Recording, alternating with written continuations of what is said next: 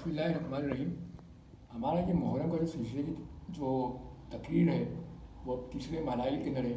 तो यहाँ पे हम बयान करेंगे कि यूट्यूब पे कुछ लोगों को सुनने का इत्तेफाक हुआ थोड़ा सा। तो वहाँ पे हमने देखा कि कुछ लोग हैं जो ये कहते हैं कि मुहर्रम के महीना जब आ गया तो वो कहते हैं कि ये जुलूस निकालना, ये रोना, ये मातम करना, ये शबी निकालना, ये जुलूस में जाना, ये सब सही नहीं है। तो हम उनको बयान करना चाहते हैं कि भाई फ़िक़्ह जाफ़री जो है उसकी जो फ़िक़्ह है उसमें जो है जुलूस निकालना, मातम करना और जंजीर जनी करना या हाथ का मातम करना या जंजीर से मातम करना या शबी निकालना या अलम बरामद करना या नोहे पढ़ना या मरसिए पढ़ना या मूसिए पढ़ना या नोहे पढ़ना या मनकबत पढ़ना या सोच पढ़ना या सलाम पढ़ना या नात पढ़ना या हम पढ़ना, ये जायज़ है। दूसरी फ़िक़्ह में अगर नहीं है तो फिर इसमें फ़िक़्ह जाफ़री के ऊपर एतराज़ ना किया जाए। जो फ़िक़्ह जाफ़री के मानने वाले हैं उनको उनके मुताबिक अमल करने दिया जाए। जिस तरीके फ़िक़्ह हनफ़ी वाले हाथ बांध के नमाज़ पढ़ते हैं और फ़िक़्ह जाफ़री वाले हाथ खोल के नमाज़ पढ़ते हैं। और फ़िक़्ह जाफ़री के अंदर कयास नहीं होता है और दूसरी फ़िक़्हों में कयास होता है। तो दूसरी फ़िक़्ह वाले कयास करते हैं और फ़िक़्ह जाफ़री वाले कयास नहीं करते हैं। वही उसूल अल्लाह का लकुम दीनुकुम वलिय दीन, कि आप अपने मज़हब पे अमल करें और दूसरों के मज़हब पे अमल करने दें। ला इकराह फी दीन, दीन में कोई जबर नहीं है।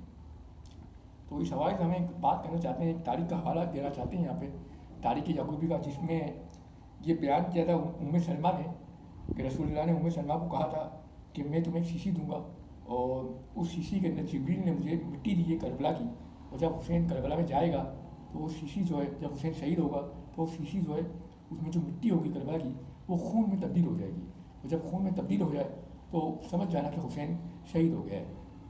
तो ये हम तारीख़ याकूबी जो है हमारे पास, इससे हवाला देंगे। लोग हदीस से भी हवाला देते हैं, हदीस के सहीहैन के अंदर हवाला देते हैं, लेकिन हम जो है वो तारीख़ याकूबी 405 सफ़ा है, इसका आप हवाला देंगे ताकि आप खुद भी पढ़ सकें और देख लें इस हवाले को। पहले आप देख लें इसको, फिर हम इसे पढ़ेंगे। तो अब हम पढ़ते हैं। और मदीने में सबसे पहले फरियाद करने वाले रसूलुल्लाह की जोजा उम्मे सलमा थी।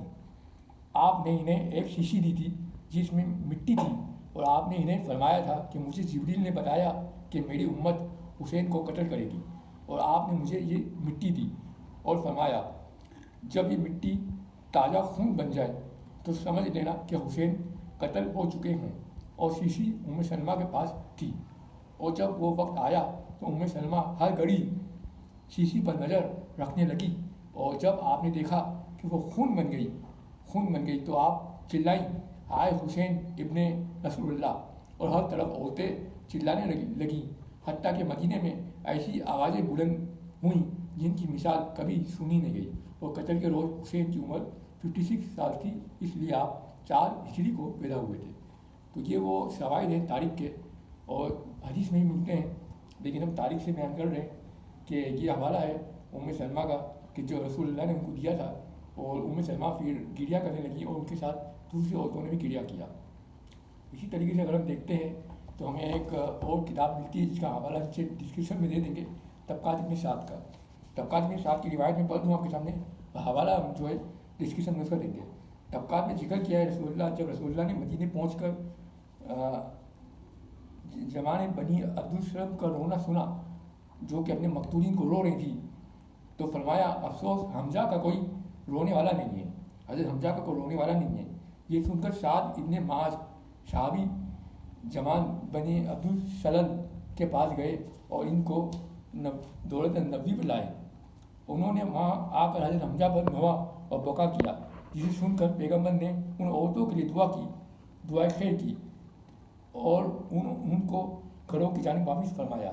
इसके बाद अंसार की औरतों में से कोई ऐसा घर नहीं था जो बगैर हमजा पर नोहा ना करता हो और उनकी मदद के लिए ना रोता हो। तो ये तबक़ात इब्न साद का हवाला है जो हमने पेश किया है। तो हम बताना चाहते हैं कि तारीख़ से भी साबित है हुसैन के ऊपर रोना, और हुसैन के ऊपर रसूलुल्लाह भी गिरिया फरमाते थे, और गिरिया करना कोई गलत नहीं है, कोई नाजायज़ नहीं है। जो उलमा ये फरमाते हैं कि जायज़ नहीं है, नाजायज़ है, वो बिल्कुल गलत बोलते हैं। हदीस से भी वो रुख मोड़ कर बात करते हैं और तारीख़ से भी वो अपना रुख मोड़ कर बात करते हैं। तो हुसैन पर रोना जायज़ है, और इस तरीके से ये बात साबित होती है کہ حسین پر رونا جائز ہے. تو ہماری گفتگو اتنی رہے گی آج. بس. السلام علیکم ورحمۃ اللہ وبرکاتہ.